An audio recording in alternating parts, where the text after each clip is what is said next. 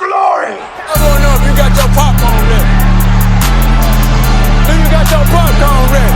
I came out the womb, I was ready. And he's hit the end zone for an unbelievable touchdown. I would be honored if you played football for this team. Throw it up above his head. They can't jump at me.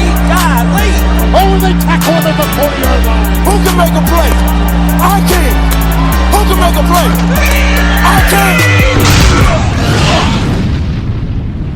What's going on, guys? Welcome to another episode of the Fantasy Football Roundtable Podcast, presented by the Full-Time Fantasy Podcast Network. You can find them at FTFPodNet on Twitter and at FullTimeFantasy.com. We are glad and proud to be partnered with them. Today we've got a great episode. We're continuing our camp battles this week, as we kind of had to put that on hold last week and bringing in Brandon and Kyle to do a little bit of New Faces game. We are doing the NFC North today. We'll be talking about all the camp battles with all of those teams, and as always, Dennis is joining me. Dennis, how are you doing? I am doing fantastic, man. I'm looking forward to a nice long week of rain up here in Ohio. We don't know what the hell's going on. Yeah, we got a just crazy storm here in Texas the other day, and it looks like it's going to rain the rest of the week, which I guess I'm not against, although I tend to be outside quite often with my job, so that part does suck. Let's see here. So, as I talked about just a minute ago, we are going to do NFC North camp battles. Before I jump into that, because I always forget this stuff, the Listener League. So, obviously, we announced on Thursday last week, when we had Brandon and Kyle on, our last two entrants to get in. We now have 8 spots in the Listener League. We will discuss and let you guys know a new way to get into the Listener League on today's episode. It will be toward the end of the episode, so you guys can do that. We will likely take 2 winners from that as well, so that leaves us with 1 winner outside of the rate and review winner, so hopefully we can get this league filled up. NFC North battles. Starting with the Chicago Bears, which surprisingly won the NFC North. We talked about that a lot in our wrap-up podcast at the end of the year. Really did not expect them to do anything, and they really don't have a lot of battles here, at least on offense. Their team has been put together fairly well by Ryan Pace. Matt Nagy has come in and really made that offense look good. QB, there is no battle. We know it's going to be Mitch Trubisky. I think Mitch is in for a good year this year. I think he's going to continue to progress. I like Matt Nagy's system. The biggest battle, I think, is going to come down to David Montgomery, Mike Davis, and Tariq Cohen. There are a lot of people who think that David Montgomery and Mike Davis are going to be splitting time in this backfield. I know you and myself are huge Montgomery fans. What do you think of this running back trio right now in Chicago and how it's going to shape up? You know, I think Tariq Cohen has established a role as a pass catcher, return man, gadget guy. He's going to get his touches. I like what he brings to the table. There may be a little bit of David Montgomery reaching into his targets, but not much. 10%? So I think if Cohen, given his diminutive size, can keep from taking big hits, he's still going to be able to play. I like Montgomery. He's a very elusive back. He's a big inside runner, tough guy. Doesn't have breakaway speed, but there's not that many breakaway runs in the NFL. And so he'll end up pounding out 5, 7, 10, 12, 20-yard runs and keep moving the ball down the field.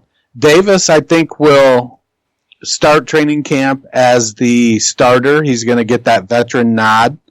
But I do think Montgomery is the more talented back and will end up taking over and establishing himself as the starter, maybe as early as week 1. Yeah, I'm right there with you. We've professed our love for David Montgomery on this podcast since we started talking about the prospects earlier in this offseason. He was right there as my number 1. I barely dipped behind Miles Sanders here toward the end. When I really started falling in love with Miles Sanders, and I agree with you. Montgomery can do it all. He's got great hands, you're right. He doesn't have breakaway speed, but with the way he runs guys over, he doesn't need it. He's going to be perfectly fine. I actually don't think Mike Davis does much of anything. I think, depending on how preseason goes, if Montgomery doesn't get injured, I could honestly see him taking over in the first game and being the starter in the first game. Mike Davis just coming in to spell him, give him some rest. Maybe it's more of like a 60-40 split, allowing Davis to do a little bit more than we expect. But I think Montgomery is going to be the leader in this backfield. I think Tariq Cohen has been kind of shown what he can do in the receiving game. I think that's exactly what they're going to use him for. I don't think he's going to get much run. I think they're going to bring him in certain packages, allow him to kind of split out and make some big explosive plays, because they do have a lot of great wide receivers there and tight ends as well. So I think that's what they're going to use him for, is more of a weapon. They've, as you I think mentioned on a previous podcast, the Bears have come out and said that they plan on getting him out on kick returns, maybe even possibly punt returns, to allow him to touch the ball more often, because he is so explosive. So I don't expect him to get a lot of run. I think that's really going to be David Montgomery and Mike Davis, but I still think they'll get him some work in the receiving game. But I would not be surprised if David Montgomery here, by even halfway through the season, is getting 80%, if not 90 to 95% of the workload here in Chicago. Yeah, I mean, Cohen had 91 targets last year in 16 games. So even if he loses 10% of those targets, that's just 10 targets. Yeah. So he's still going to get plenty of targets. At 78% catch rate, so he comes in at 65 receptions. He didn't have any return yards at all last year, so if they want to get him out on some returns, use him. He had 99 carries. I think that number is likely to drop with Davis and Montgomery.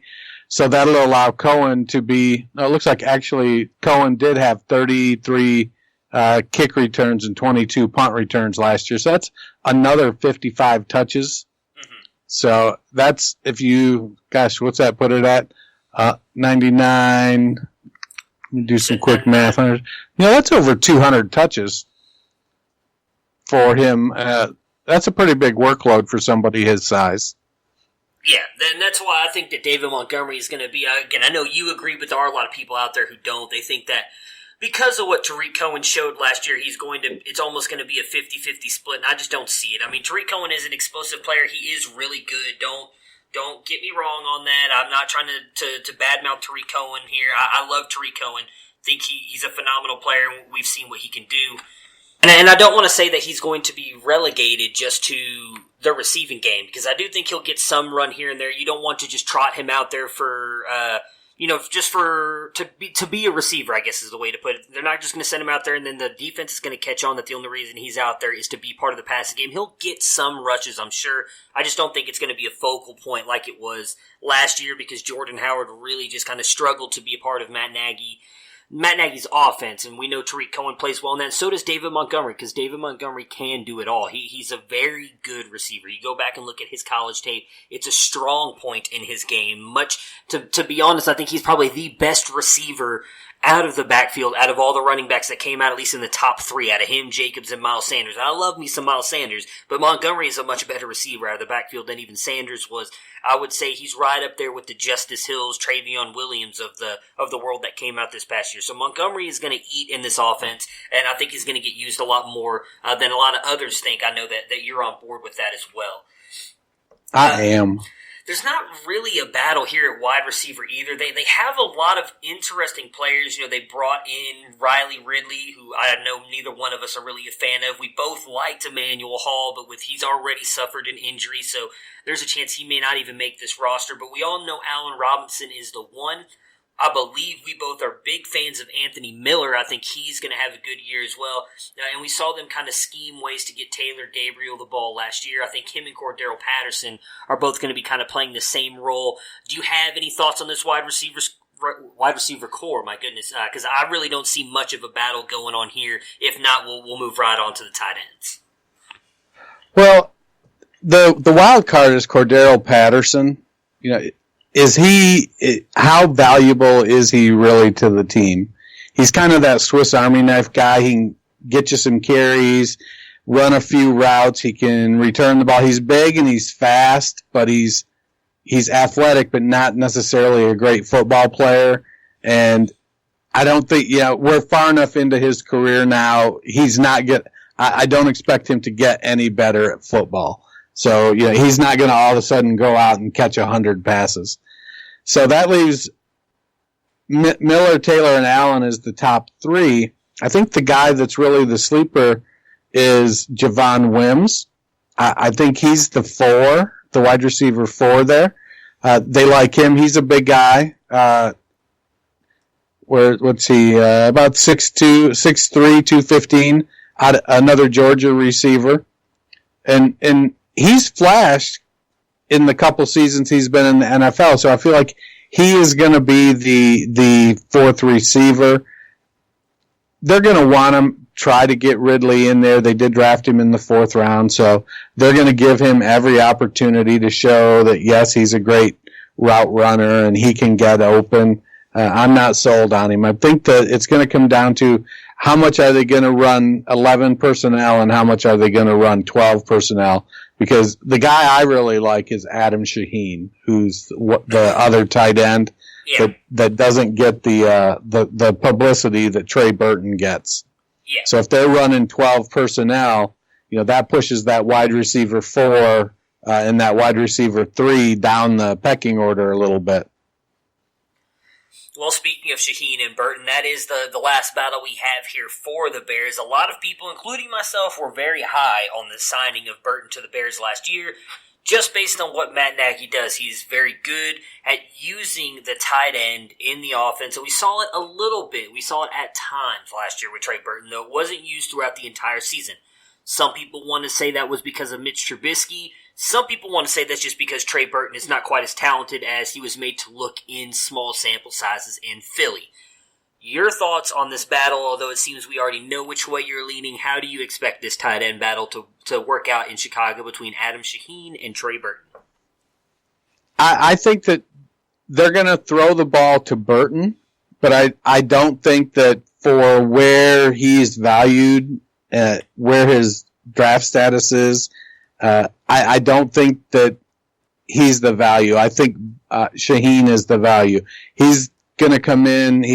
He's the more inline traditional tight end, and I feel like the snap counts might fluctuate or kind of move if Shaheen stays healthy. The snap counts are going to move towards him because Burton is going to become more of that receiver, but he'll be out there competing for targets with Allen Robinson and Taylor Gabriel and Anthony Miller and Cordero Patterson and Tariq Cohen versus Shaheen, who is going to have that more traditional role and might get out targeted, but is going to be a red zone threat. He's going to be the consistent guy on the field. He's going to get the snaps. And the biggest, volume is king, and you get volume by being on the field. And so I think Shaheen I feel like for the value you're going to pay for the two of them, Shaheen is the guy to own. Yeah, I like Shaheen as well. I've been picking him up in a few of the drafts and startups that I've been in because he just drops so low. I agree with you that Burton is likely going to be kind of the offensive guy. They're going to keep Shaheen in as the wide tight end. They've talked about how much better he's gotten blocking. He's become a really good blocking tight end, which I think is going to leave him out on the field more often, as you were just talking about. Being out there blocking, it's hard for me to say how much fantasy value he's going to bring back. That's the one thing that worries me because I don't know how often he's going to be targeted. We did see a huge dip in the targets there for Trey Burton. Again, I know I was one of the people. You weren't, and I'll give you credit on that. You were someone who did not think Trey Burton was going to work out in Chicago last year. But he just didn't get the ball a lot. And if he's not getting the ball a lot, I don't see Shaheen getting the ball a lot. I do agree he has a chance to be a really good red zone target because he is just huge. I believe he's like 6'6", 270. So he is just a monster and could easily be their best target in the red zone right there with Allen Robinson. I'm just not sure what to do. I would, in all honesty, kind of avoid this tight end duo if I could. But if you're really going to go based on ADPs and price, I would probably agree with you and take Shaheen and hope maybe for some upside because he's going so late in most drafts where Burton is being drafted as a top 10 tight end. I don't think that he finishes there this year. Yeah, it's crazy when you look at Shaheen. He's listed on Player Profiler at 6'6" and 278 pounds. Golly, Now he only ran a 4.79 40, but he's a great athlete. He's a 78th percentile Spark athlete. His agility score is 65th percentile, burst score. His speed score, because he's so big, is in the 83rd percentile. So he's one of those. I mean, he's got a defensive lineman size, and you're going to have to cover him with a linebacker or a safety. And we've seen that with Gronk, who wasn't always the fastest, but it was a good athlete. You can't cover him with a small player or a 225-pound linebacker. You need somebody that can body him up. And I think Shaheen has the athletic profile to make some plays. So I like it. I like where he is. Going into his third year, he's had a couple of injuries. So if he can stay healthy, he could really provide some late round upside surprise. Yeah, and so just looking here at the FFC, my goodness, like best ball and dynasty ADPs here. So, oh man, I just lost Burton. Where did he go? So his ADP right now, based on the FFWC, he is at 125. Where Adam Shaheen, it stops at 400, and he's not on there. So he is below 400 ADP-wise right now in best ball and dynasty formats based on the FFWC. That's ridiculous. That is a huge discrepancy. So I'm right there with you. If I could take Adam Shaheen, and really I think, something Brandon mentioned on the last podcast we had with him, volume is king. We've talked about it many a times on these podcasts. Volume is king. Neither one of us are big fans of Melvin Gordon. We don't think he's overly talented, but the volume he gets makes him a top running back. The volume that Adam Shaheen has a chance to get in being a red zone target makes him, at least in my opinion, it gives him a shot to be a top 15 tight end. Because if he's going to catch, 10, 15 touchdowns a year, which that's probably over, shooting over a little bit, but just kind of give you guys an example. If he's going to be the red zone target for the Bears they're going to get in the red zone. They have a very good offense and a really good defense that's going to stop teams. I would say Adam Shaheen has a chance to obviously clearly outshoot his ADP compared to Trey Burton.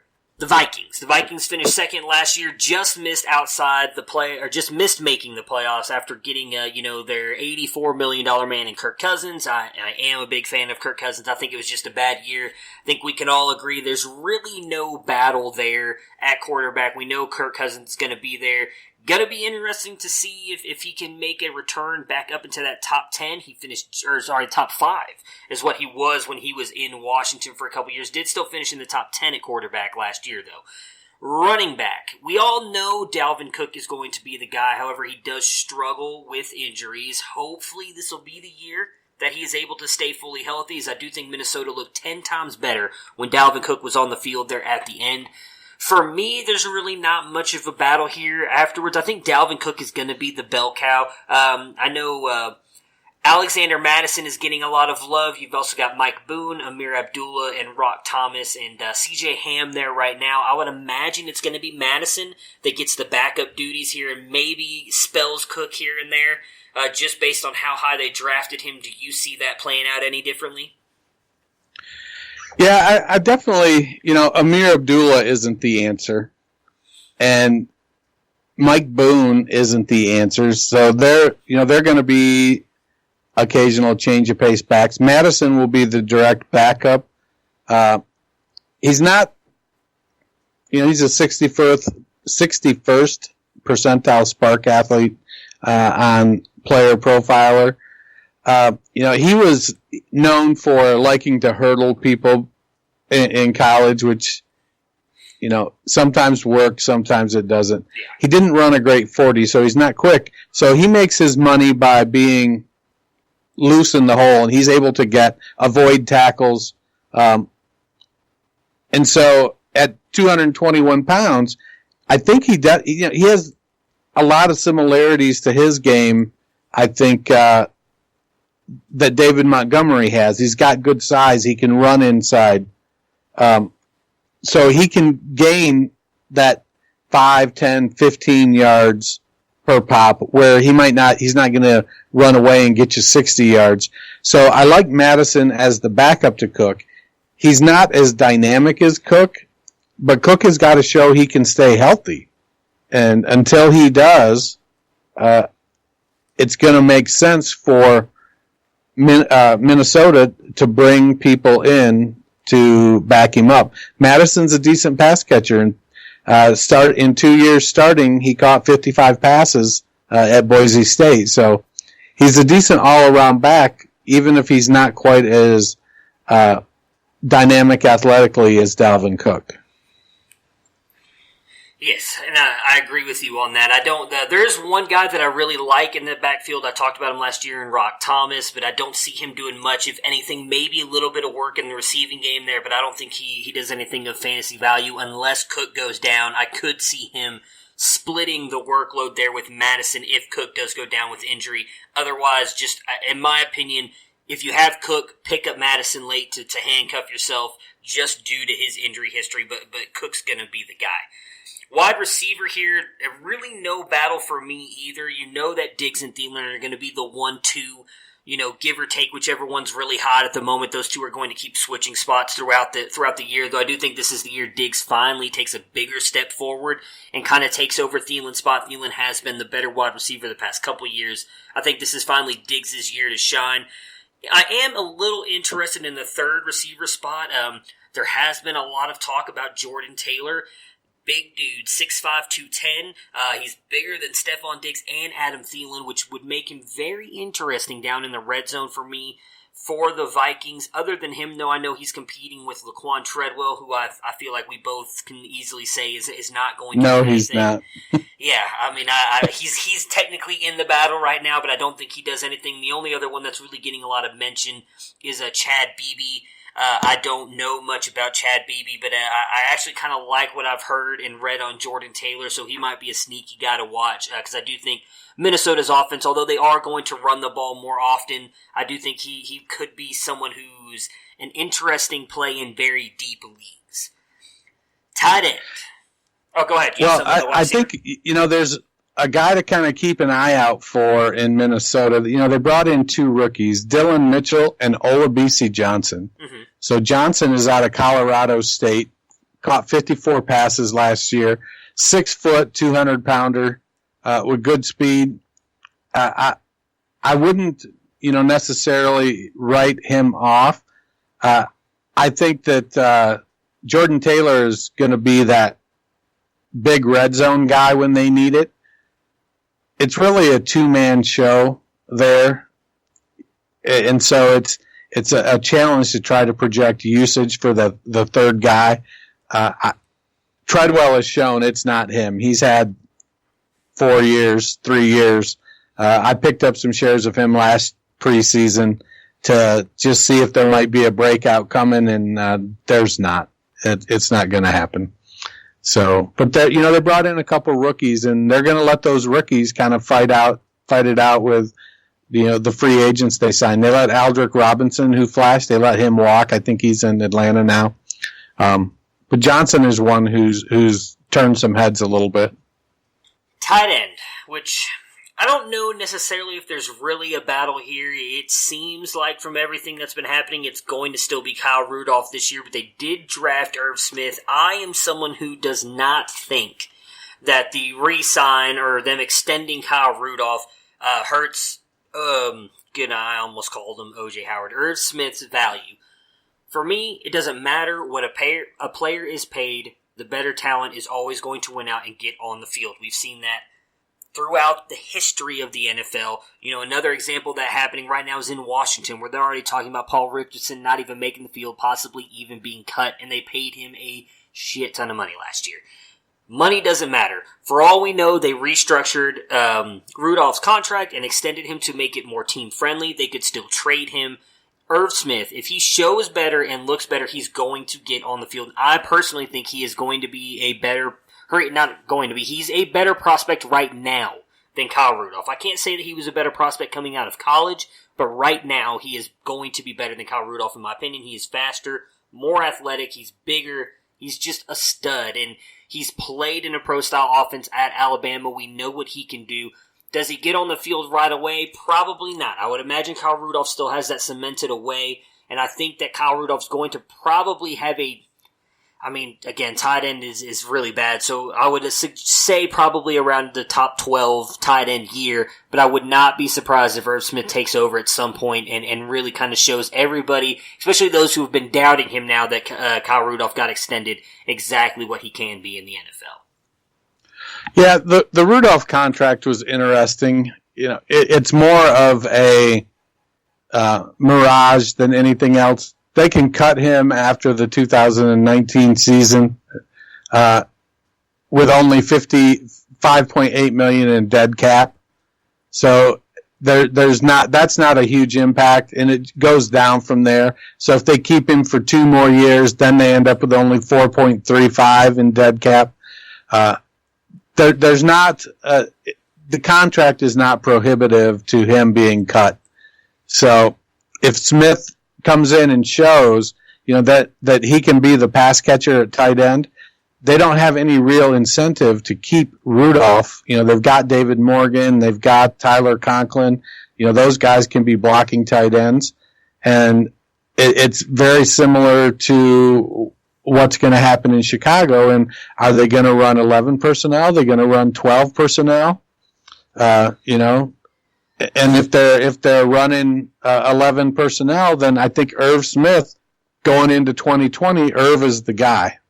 Yeah, and I misspoke. I said that Irv is bigger. He is not bigger. He is faster. I believe Irv is like 6'2". Kyle Rudolph, I know, is bigger than 6'2", so I do apologize about that. But Irv Smith, I think right now is just going to be Damn it, Matt. The overall better prospect. Yeah, I apologize. I said that, and then I'm like, oh, wait.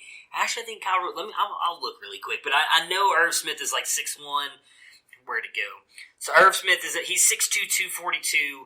Kyle Rudolph is 6'6". So he's not, they're close, right? Yeah, 6'6", 265. So Rudolph is definitely bigger, but I think, if anybody watched Vikings play last year, I think Kyle Rudolph just did not look explosive. He was very slow off the ball, just not running very fast. I think Irv Smith is by far the more dynamic and better athlete. The Packers. Man, that's just this is flying by because there's really not a lot of battles in this. And the Lions is going to be a whole lot of fun. I'm just going to sit back and let you go at it, being the Lions fan here. But so the Packers, we obviously know there's no battle here at QB. It's going to be Aaron. There's no real worry about that. Running back, however, could be very interesting. So I know I'm pretty sure you still are, but maybe you've come off Aaron Jones a little bit, as it seems like a lot of people have been jumping off that train. But I think Aaron Jones is by far the most talented running back in that backfield. There's been word that he's going to be sharing the ball with Jamal Williams there, and there are a lot of people who really like Dexter Williams this year who got drafted by the Packers as well. How do you see the backfield shaking out between those three in Green Bay? Well, I'll tell you, people might be jumping off the Aaron Jones train, but they're not selling him at a discount. Show me the money! Well, yeah. So I'm a big Aaron Jones fan. I think he's a very dynamic player. If he starts all 16 games this year, he caught 26 passes and 35 targets, only starting 8 games last year. Jamal Williams is a jag. Yeah. He's going to be he's what he is. He's not very athletic. He's not going to break any tackles. He's good at protecting the quarterback on pass plays. Dexter Williams, I think he's going to have to.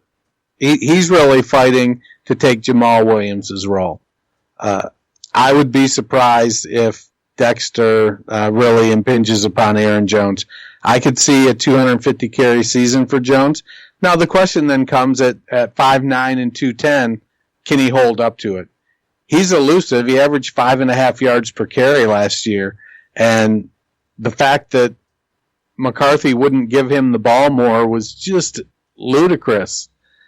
And the Packers didn't have a bad running game. They just didn't use their running game. So it was painful to watch, especially for somebody that had Aaron Jones on their team. hopefully Dexter can supplant Jamal Williams and be more effective. We'll see. It's up there. He's a rookie. Running back is the position that rookies can contribute the most quickly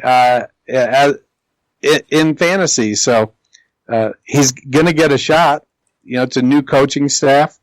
So I like Aaron Jones. I'm still on Aaron Jones. And when I can get Aaron Jones, I'm getting Aaron Jones.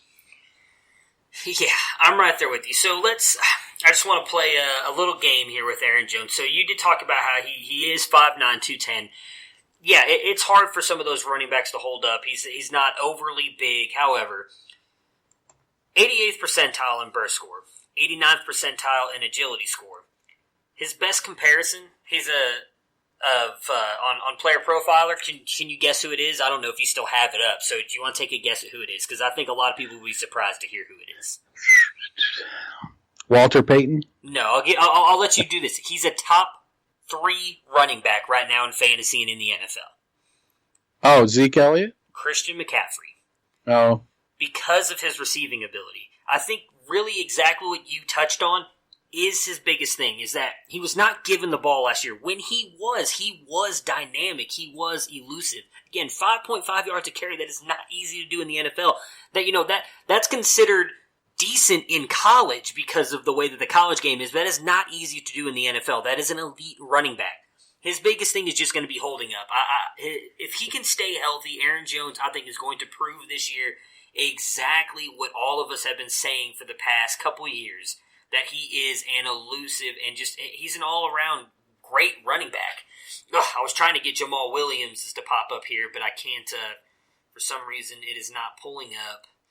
I had, it was Robert Turbin. That's who his best comparison was Robert Turbin. Jamal Williams is just not good. I agree with you 100%. I do think Dexter Williams does end up taking that spot eventually, because I am one of those people who like Dexter Williams coming out of college. I think he could come in there and spell Aaron Jones a little bit again. I don't think they'll cut Jamal Williams. I don't think he's going to go anywhere just due to Aaron Jones' injury history. But if Matt LaFleur gives Aaron Jones the ball and allows him to kind of be the bell cow here, I think Aaron Jones is in for a huge year for Green Bay. We have another really interesting battle here at the wide receiver position. So we know Devontae Adams is the lockdown for sure, number 1. There has been a lot of talk that Allison has pretty much secured his spot as the 2 as well. However, what I found very interesting was there's a lot of talk of Allison's going to be moved into the slot, which is interesting because we've seen that position be productive, especially with Randall Cobb there and Aaron, the connection that he's had with Aaron Rodgers. Aaron Rodgers, obviously a phenomenal quarterback. Allison, I'm finding it hard to believe in Allison, but if he's going to be in the slot, we already know that he has a good rapport with Aaron Rodgers. He actually played very well last year before he got hurt, so he's someone that I might start targeting in fantasy leagues this year. I know a lot of people were kind of getting on him last year. This could be a year that he has a really good year. So if he's going to be in the slot, on the outside opposite of Adams, it's going to come down to Jamon Moore, Equanimous St. Brown, and MVS, Marquez Valdez-Scantling. We did see MVS really kind of have the bigger year out of those 3 last year. Did seem to have like a really good run there with Rodgers and kind of looked like Rodgers lost trust in him a little bit and he really kind of faded off into nothingness fairly quickly in the back end of last year. Your thoughts on how those 3 will battle out for that 3rd spot and kind of the 2nd spot on the outside? I was surprised that Marquez Valdez-Scantling is as big as he is. He's 6'4", 205. I'm a big fan. I've acquired some shares of him. I think he was the most pro-ready of the 3 guys they drafted last year.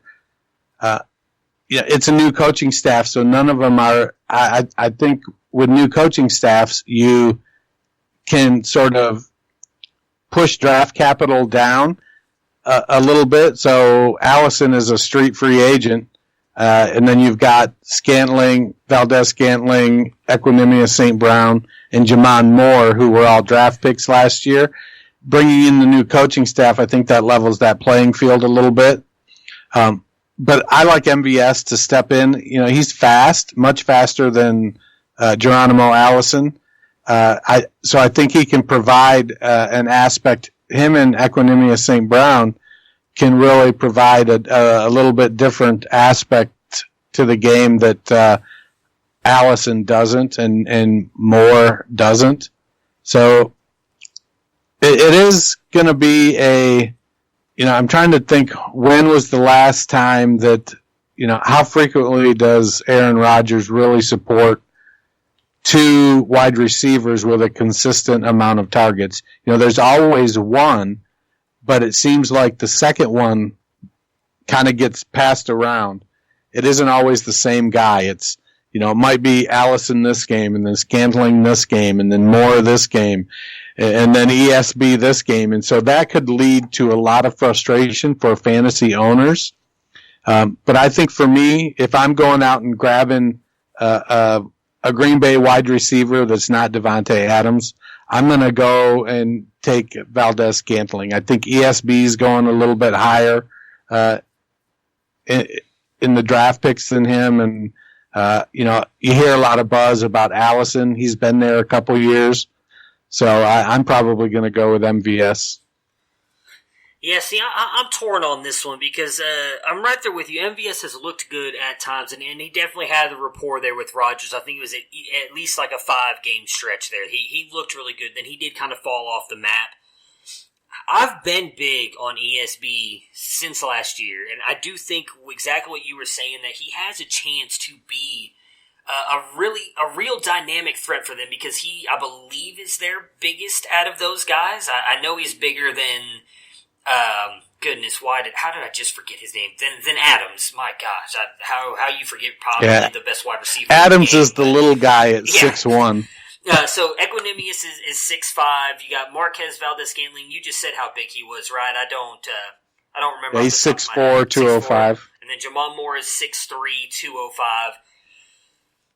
And then Allison 6'3", 202. So Equinemius St. Brown is the biggest guy. And again, he showed really well at times in college. I talked about how he had, in my opinion, a horrible quarterback for the most part at Notre Dame. 93rd percentile in speed score. His best comparison is Tyrell Williams. I just think if he's given a shot, he's going to be good. But I do think it's going to be hard for him to beat out MVS because he already has somewhat of that rapport with Rodgers. And we've seen with Rodgers and Brady more than anybody else, you have to have their trust for him to get you the ball. And for me, ESB did not show enough last year to earn Rodgers' trust. Now, maybe that happens. Maybe in training camp, preseason, or whatever that happens. But if I had to lean one or the other, I would take MVS over the other two. I'm right there with you. I'm not really sure I'm on Allison. I want to be because he's been in that offense for so long. You would think that him being there for 3 years now, that he's got the rapport with Rodgers. They're going to be able to kind of connect. Like I said, he was actually doing really good last year. Geronimo Allison in 2018 caught 20 passes for 303 yards and 2 touchdowns. So he did average 15 yards per reception. He's going into his 4th year. We talked about this a couple weeks ago with the guys from the Back Row show. Yeah, he didn't have a 3rd-year breakout. And so I don't know that I'm going to expect a 4th-year breakout out of Geronimo Allison. Now, I will say Allison is 24 and MVS is 24 also. The difference is Allison's going into his 4th year in the league and Scantling's going into his 2nd. Yeah. So that is a little bit of a, I guess it gives, Scantling he stayed in college longer, had a later breakout age. He's got that going against him versus St. Brown, who's 2 years younger. Jamon Moore is 23, so he's in the middle of the two, and he didn't do anything really. He caught 2 passes in his rookie year. So, I like Scantling. I think he's going to – he was the most pro-ready last year.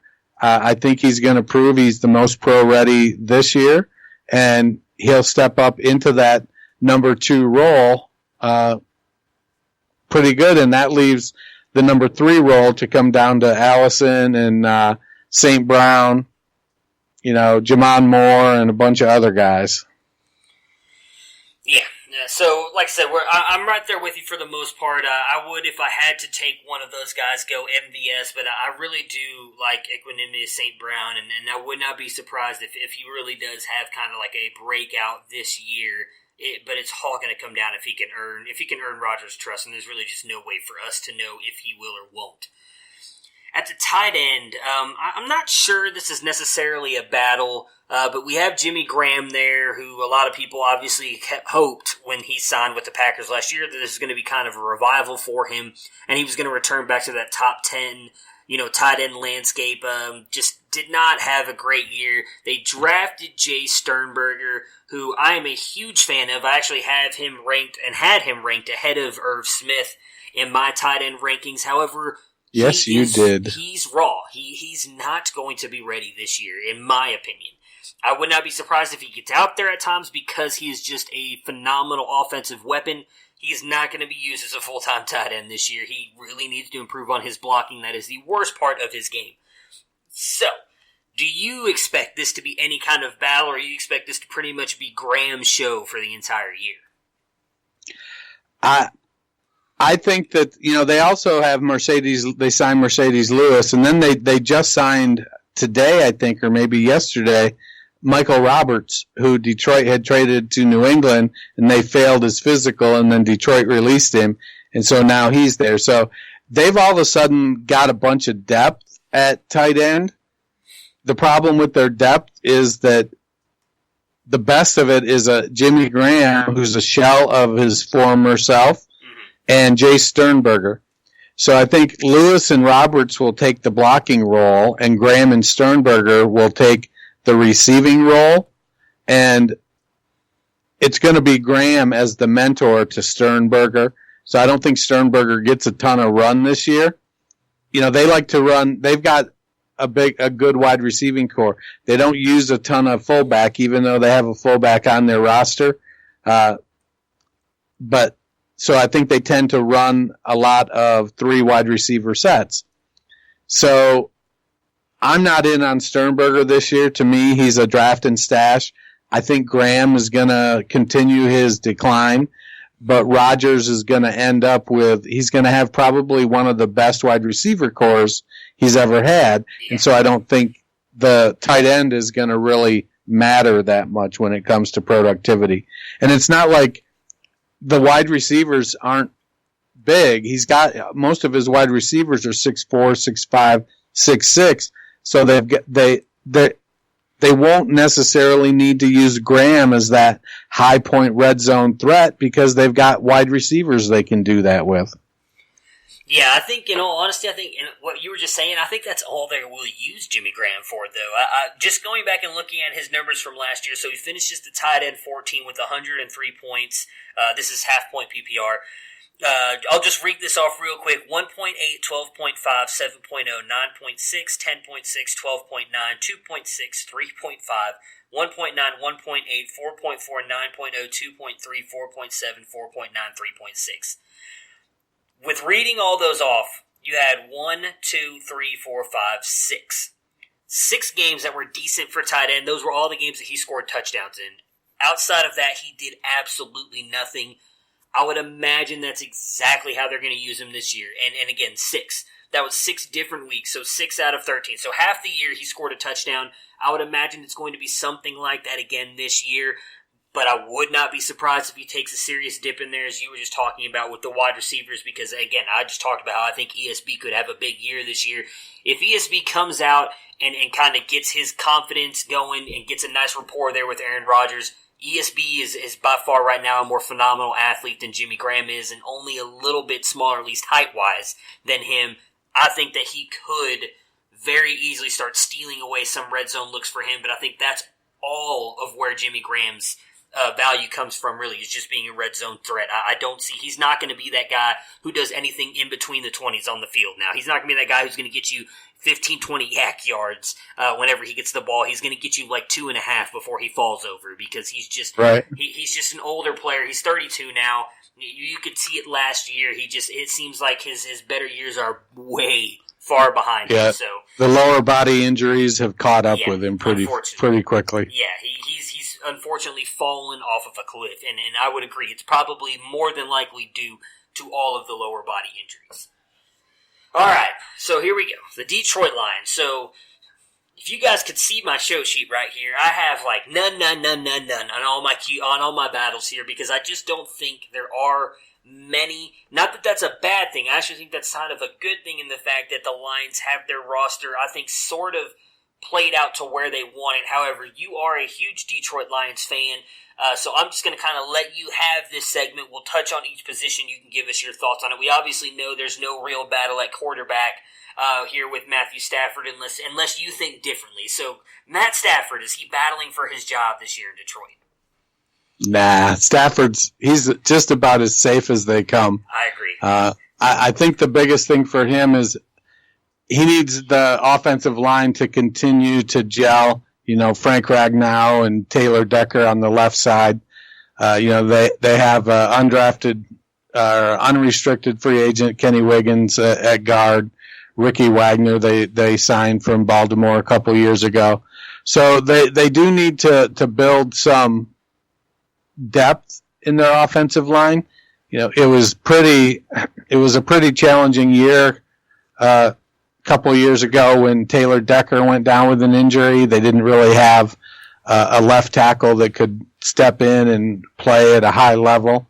They have some depth at the offensive line, so I think Stafford is primed for a bounce back year. Marvin Jones and Kenny Galladay, they have two veteran wide receivers that make up a really nice duo. Last year, I wrote a series of articles called Dynamic Duos. I did it for running backs and wide receivers, and one of the combos I did last year was Golden Tate and Marvin Jones in Detroit. I think I could just about rewrite the article this year using Kenny Galladay and Marvin Jones. Galladay's game is quite different from Golden Tate, but Galladay is a really good receiver. He's big. He gets down the field, makes good catches, contested catches. Marvin Jones still has good speed. He's starting to get up there in years. They did sign Danny Amendola and Jermaine Kearse as their slot guys. I've never been a Danny Amendola fan. I think it's Swag who always refers to Amendola as Ambulance Mendola or something like that. Ambulance Mendola. Ambulance Mendola. It's easy for me to say. I think Amendola is going to play a few games and get injured. Jermaine Kearse, I think he's had a couple streaks where he's looked really good, and so if he can stay healthy, potentially he could be that third wide receiver that Detroit needs from the slot to really solidify that unit. If you're value shopping, you're going to go get Marvin Jones. If you're paying up for a stud wide receiver, you've got Kenny Galladay. At running back, there's a lot of talk about using a committee. They signed C.J. Anderson to back up Kerryon Johnson, drafted Ty Johnson out of Maryland. Theo Riddick is still there as the receiving back, though he seems to have really got progressively worse each of the past few years. I think the job is Kerryon Johnson's as long as he shows he can stay healthy. Part of the challenge with him is that he isn't afraid of contact.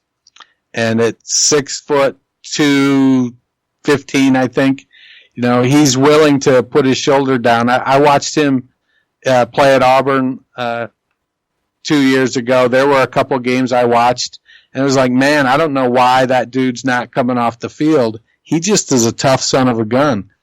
And I'm a big fan of Kerryon Johnson. But there's a reason C.J. Anderson keeps bouncing around, and it's not because people are looking for a place to make him a starter. He's a professional running back. He can come in. He's going to not make mistakes. He's going to learn your offense. But he's not spectacular. So he'll come in. He'll play okay. He's going to be the backup.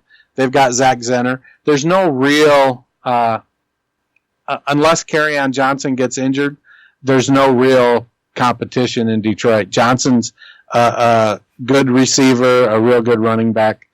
I think the more interesting thing is what's going to happen at tight end. They drafted Hawkinson. I think there's been a couple tight ends come into the league recently that have spoiled us with their productivity. Hawkinson could potentially be that guy. He's one of the most well-rounded tight ends to come in the league in the past few years. They signed Jesse James, and so James is going to get some playing time. But I think Hawkinson might very well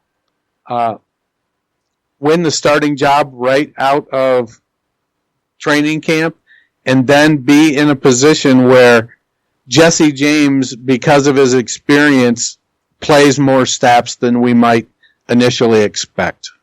Yeah, so what I wanted to read off here really quick, and it's going to lead into my question I have for you on this team. So Matt Stafford, from 2011 up until 2017, was a top 10 quarterback every year. 5,000 yards in 2011 with 41 touchdowns and 16 interceptions. 4,900 yards with 20 touchdowns and 17 interceptions, so on and so forth. Pretty much 4,000 yards, 20-plus touchdowns every year. Last year we saw a pretty significant dip for him, at least not necessarily with yards. I mean, he dropped down to about 3,777 with 21 touchdowns and 11 interceptions. Do you think that I know you were just talking about the offensive line and how they need to kind of come together and play better and gel better than what they did last year. Is that your biggest issue with Matt Stafford? Do you think if they form a nice cohesive bond and play well together that Matt Stafford has a chance to get back into the top 10 at quarterback? Or do you think we kind of saw the last shot of him being a top 10 quarterback last year? No, I think he's definitely has the talent. I think it's going to come down to the type of offense Darrell Bevell decides to run. Bevell isn't known for running high-volume offenses that throw the ball around a ton. So there's definitely going to be some regression, not from last season. I think he's going to go up from the 3,700 yards, but probably won't throw for the almost 4,500 yards he had in 2017. So I can see him settling in at around 4,200, 4,100 yards, 25 touchdowns. But I don't think he's going to breach the 600 attempt threshold. In 2012, he threw the ball 727 times. I don't think that's going to happen. He's probably going to be more in the range of 660, 680 attempts, maybe 650. 550, not 650. So if he's in that 550 range, 575, 580, he could still put up top 12 numbers, especially if they're efficient. But if Bevell decides he's going to run 55 plays a game and 30 of them are going to be handoffs, that's a bit of an exaggeration, but it is one of those things that can really hamper an offense is when they start limiting the number of plays, where Detroit finished last year. So they were 12th in plays last year. So if they stay around that range, 10, 12, 14, he should be able to maintain a top 12 season right around that. All right. What about Kenny G? Obviously, really kind of, I think, cementing himself as the number one last year, kind of a breakout season for him, phenomenal season last year. Finished as the 21st wide receiver for fantasy. How high do you think he will be able to go up this next year? So just to give you a little bit of context, he finished with 171 points at 21, right behind Calvin Ridley, who finished with 174, though I would say Calvin Ridley was more his multiple 3-touchdown games compared to the yards and everything that Kenny Golladay was able to put up. So, you're looking all the way up to right around 15, where Odell Beckham finished was about 20 points out. So, How high up do you think he can shoot from 21, or do you think that's the range he's going to fall every year? Is kind of like the middle to back end of a wide receiver 2 category? I definitely think that Darrell Bevell is going to be the thing that keeps him from approaching that wide receiver 1. Last year he had 119 targets, and that was with trading Golden Tate away. Theo Riddick had 74 targets, so as long as Riddick is getting targets like that, it could, that's going to cut into him. I think probably 120 targets is Galladay's ceiling. So if he's getting 120, 125 targets and turning in a 60% catch rate, I think that mid-level wide receiver 2 is probably where you're going to see him land on a pretty consistent basis. Well, that wraps up our NFC North camp battles, guys. We appreciate you guys listening to us and this episode. If you have a minute, please rate and review. We would really appreciate it. Again, there's still one spot open in the Listener League for that. Listener League shirts. Hopefully all you guys saw me tweet out what the picture looks like. Once we draft, I will be reaching out to each of you through Twitter DMs to get your sizes and where we can send those shirts to you.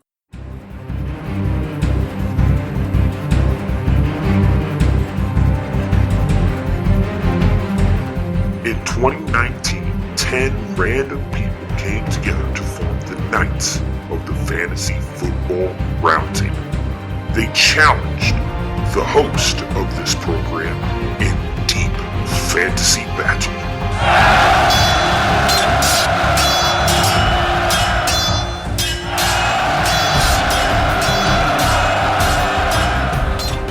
In hopes of dethroning one of these hosts and proving that they themselves are the best in all of fantasy football. The fight will rage on through the entire 2019 season. Will one of these 10 owners be able to dethrone the host, or will the host end up ruling the day once again? Just a little thing me and Dennis have talked about really quick. So for those of you who are listening, we are planning on doing not necessarily a live draft as in everybody together, but we will be doing a draft one night. We haven't decided on that yet. Obviously, we'll wait for everybody to get in the league, but me and Dennis are actually going to record while drafting. We were going to kind of do a live podcast / drafting that we are both really excited to do, and we are also planning on bringing you guys, the listeners, on with us to talk about your teams and how you think your draft is going. May end up being split into 2 episodes, as we do know drafts can kind of go long, but we are excited to kind of do that. So for the new Listener League, I've been doing a lot of Debbie work here. Me and Dennis have actually been talking about possibly doing a kind of 2020 class talk and breakdown here for the college football season here soon. We'll probably do that after we finish the division breakdown. So for me, what I'd like to see you guys do is drop a GIF or picture of your favorite college team or college player. You can tag me at SportsFanaticMB, or you can tag Dennis at Culture_Coach, or you can tag the Roundtable Twitter, which is at FF Roundtable. You can tag any of us. At Roundtable FF. Sorry, Roundtable FF. I did that backwards. So do not tag at FF Roundtable. Tag at Roundtable FF. Tag any 3 of us with a picture, again, of your favorite college team or a GIF of your favorite team or player. And we will pick 2 users out of that randomly, and you guys will get into the Listener League, and that'll pretty much fill up the entire Listener League outside of the rate and review person, which we're still waiting to get to 30 so that we can pick someone out of there. So that right there, I think pretty much does it for us. I don't have anything else. Dennis, you have anything to add? Oh, we've got a question sent to you from one of our listeners. So go ahead. One of our favorite listeners, Ricky, member of the Listener League. So Ricky posed a question. He said, so with first-time NBA champion, first-time NHL champion, he wants to know, do we think that the Browns, being fans that we are, can be first-time Super Bowl champions? So what do you think, Matt? The Browns going to go all the way this year? I don't think so, but just to preface in case you guys don't pay attention to other leagues, the Toronto Raptors, congratulations to them, won the NBA championship this year, and the St. Louis Blues, for the first time in their history as well, won the NHL championship last Wednesday, actually, when we were recording with Kyle and Brandon. Was a little awkward. I did get a couple notes about that, me talking about the Blues score in the podcast, and I put it up on Thursday, and the game was on Wednesday. But anyways, I don't. As much as I love the Browns, as much as I would love for them to go to the Super Bowl this year, I don't. I do think they are playoff contenders, and I don't think they're far off from a Super Bowl, but I don't think they necessarily have a Super Bowl team this year. I do think they need to improve their defense. I could be wrong, but I feel like their linebacking core is a little bit weak, and I love the addition of Greedy Williams in the draft, but I need to kind of see him and Denzel Ward play next to each other and see if they can both be shutdown corners before I believe it, because the Browns' defense last year was, and really the past, I would say 5-6 years, has been really bad in the secondary. Now, Denzel Ward did kind of start to switch that narrative a little bit last year and how well he played, but he was also injured a lot as well and missed a lot of games. So I love their defensive front with Garrett, Richardson, Larry Ogunjobi. Love those guys. I think they're phenomenal. I love Joe Schobert right there in the linebacking core, but I think that their linebacking core is their weakest part of their defense, if I'm going to be honest in that. I think their offense is going to be one of the top ones in the league. I don't think it's a crime to say that. I think they'll be battling with Kansas City for the best offense in the league. I know Patrick Mahomes is considered to be a god. I've said that many times on the podcast, but if I were to look at it, first-time Super Bowl champions out of the NFL, I mean, for me, if I was picking someone out of the AFC, I'd probably say I like the Chargers best. I still think they have the best overall team that doesn't get a lot of love in the AFC. They've got a great offense, a really good defense. I think, interestingly enough, the one thing they need to improve is their linebackers as well. We saw the Patriots kind of exploit that in the playoffs last year with them using, I think it was like 8 defensive backs, and using defensive backs in the linebacker positions last year in that playoff game against the Patriots, and they really exploited that.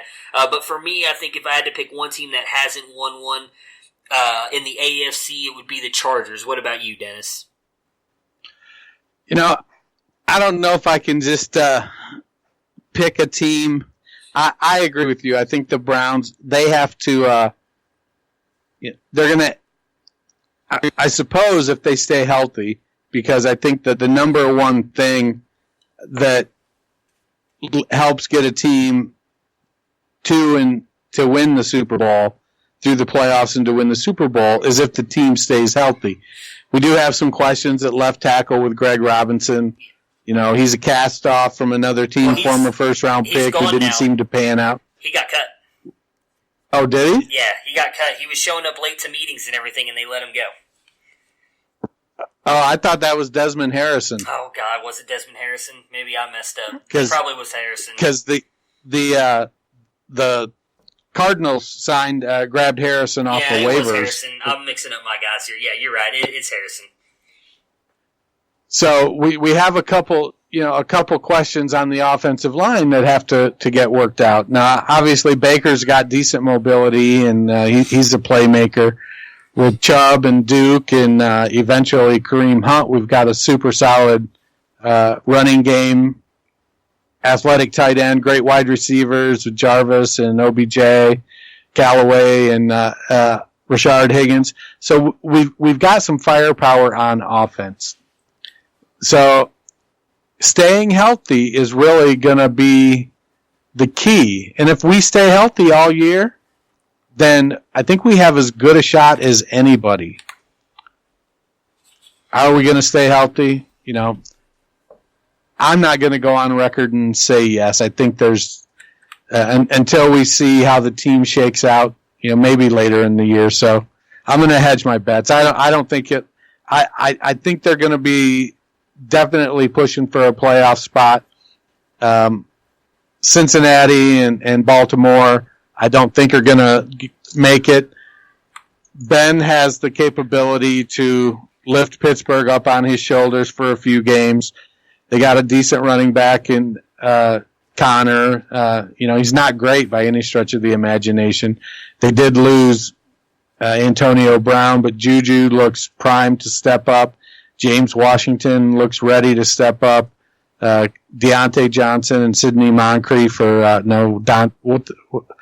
forget Moncrief's first name. I always refer Dante. back to the old Dante and Milwaukee Deontay. Bucks guard. Yeah, they're right there together. Deontay Johnson and Dante Moncrief. Right. So, so it's going to come down to Pittsburgh and Cleveland for winning the division. If Cleveland doesn't win the division, are they going to have enough firepower, enough wins to get the wild card?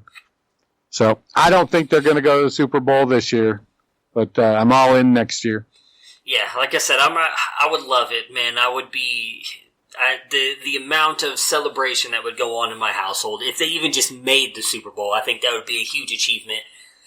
And I'm right there with you. I honestly am terrified of Pittsburgh. I'm sure I've talked about it on the podcast before. I just don't think you can write them off. I do think Big Ben is actually in line for a step back this year. I don't think he's going to have quite as good a year as a lot of others do, but it is Pittsburgh. They've always had a good defense. Mike Tomlin is a phenomenal coach. They're going to be good on offense. I don't think losing AB and Le'Veon Bell is as big a deal as others are making it out to be. We saw him play the whole year without Le'Veon Bell last year. I like James Washington. I like Juju Smith-Schuster. I think they'll find a way to make everything work. So I don't think you can just write Pittsburgh off. I agree with you. I personally don't think Baltimore and Cincinnati are in it. Obviously, you're going to have a lot of people that do think Baltimore's in it with the way that their defense usually plays, and obviously a lot of people are very high on Lamar Jackson and that offense. I just am not. But I'm right there with you. They're, for me, a playoff contender, and obviously health being the biggest thing there. If they all stay healthy, I would be surprised if they don't win the division. But I don't... God, it's so hard because I'm so used to just being completely disappointed every year that I think they'll make the playoffs. I'll put it that way. I don't think they're Super Bowl contenders yet, but I would not be surprised if they made the Super Bowl because I do think that it's just the ball needs to bounce one way. I could honestly easily see them in the AFC Championship game against the Chiefs or Patriots, and all you need is the ball to bounce your way one time and end up winning that game, and then you're in the Super Bowl. And then the same thing. Who knows? It's one game. The better team on paper doesn't always win the game, so they could go up against the Los Angeles Rams, just say they make it back and beat the Rams, even though the Rams probably look better on paper. It doesn't matter. All you need is the ball to bounce your way one way. So I would love for it to happen, but I think they're easily playoff contenders, but I think they're a few pieces away from a Super Bowl team right now. That's just my opinion and my take on the Browns. All right, so before we get out of here, let's get your, I've already mentioned it, but where we can find you on Twitter and what you've got in the works for the Dynasty Nerds. Well, I am at culture_coach on Twitter and alongside you on this illustrious podcast. I do standard rankings for Dynasty Nerds as well as write for Dynasty Nerds, so you can see my stuff over there. Yes, I know, people do still play standard. Somebody's got to rank the players, so that's what I do. Doing part of the 32 teams and 32 days series we got going on. We're rolling out a new team each day. And talking about the fantasy prospects of the teams. My Chargers article went up a few days ago, a week ago maybe, and I'm working on one for the Cincinnati Bengals. So, we got an article coming out every day about it, so go check it out. We got a ton of great writers over at Dynasty Nerds, and it's pretty exciting to be a part of. If you haven't joined the Nerd Herd, we just updated the buy-sell tool, so now you can sort it and see who the writers, all the members, or all the writers and contributors for the Dynasty Nerds. What is our consensus? So you can sort by all of the must-owns, the guys you have to have on your team. What do we think? How do we rank them? And you can check that out. It's a pretty phenomenal tool. Yeah, I have yet to participate in that part of it yet. I've really kind of focused on the Devy stuff. Obviously, I do Devy ranks for them, so if you guys want to check that out, me, Ray, Garrett all have, and I think John actually does Debbie ranks as well. You can separate them out, see who we like personally, and then it gives you a kind of idea of where we think, goodness, why can't I think of the word right now? I feel like an idiot right now. Consensus, there we go. Golly, am I stupid. The consensus ranks of where we have each of the Debbie players, and I put up on Twitter for any of you who follow me. If you don't follow me on Twitter, I will be focusing right now, instead of just doing a single article about each player, I'm going to do a combined article with my top 10 running backs to watch coming into this college football season. Not all of these guys will be 2020 eligible running backs either. There's a couple guys right now I have on my list. I'm trying to dwindle it down to 10. I've got 14 guys on there right now, and about 5 of them are actually are 2021 eligible, but they're guys that I think you guys should watch with the college football season. Obviously just a couple months away. God, I can't get here quick enough because I do love me some college football. So, guys, thank you so much again for listening. Please rate, review, and subscribe. We would really appreciate it. Check us out. Obviously, when I post this tweet, you can check us out on all your various formats and check out fulltimefantasy.com as well. Our podcast will be up there along with a lot of other great podcasts that we are proud, again, to be a part of the Full Time Fantasy Podcasting Network. Dennis, I will talk to you again on Thursday. Have a great day. Right on. Prepare for glory! I wanna know if you got your popcorn ready. Do you got your popcorn ready? I came out the womb, I was ready. And he's hit the end zone for an unbelievable touchdown. I would be honored if you played football for this team. Throw it up above his head. They can't jump with me. Golly. Oh, they tackle him at the 40-yard line. Who can make a play? I can! Who can make a play? I can!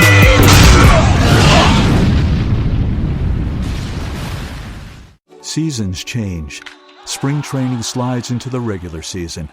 Summer cools into fall. Leaves change their color. Lives change their shape. Change is life's only constant. AAA Insurance is here to be your guide through life's journey. Protect what matters most. Make sure you have the right insurance for whatever season of life you're in. Talk to your local AAA insurance agent today. Visit AAA.com for details.